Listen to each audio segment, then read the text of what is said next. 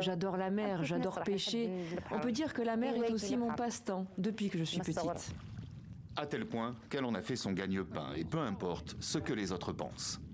Notre société n'accepte pas que les femmes exercent cette profession, mais j'ai décidé de continuer et de lutter contre cette idée parce que j'aime ce métier. Lutter, le terme n'est pas vain, car en Tunisie, contrairement aux hommes, très peu de femmes sont reconnues dans les métiers de la pêche. Elles ne sont pas considérées comme de véritables travailleuses, difficile alors d'accéder à des aides ou bien de s'adresser à son banquier, qui les classe dans la catégorie des emprunteuses à haut risque. Sans parler de l'accès aux formations, d'où cette initiative près de Tunis d'une association de femmes faite pour les femmes qui se donne comme objectif principal de les former à une pêche durable et responsable.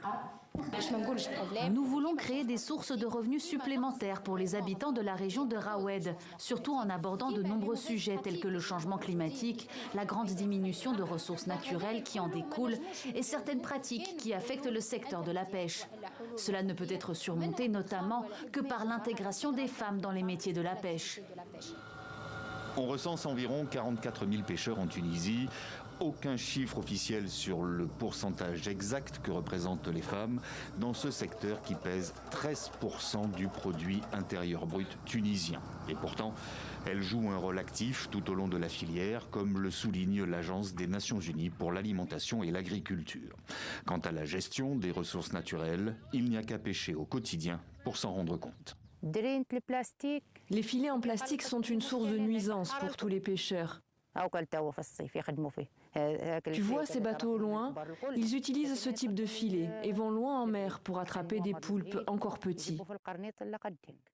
Ils ne respectent pas la saison de pêche, celle où il est interdit de pêcher le poulpe.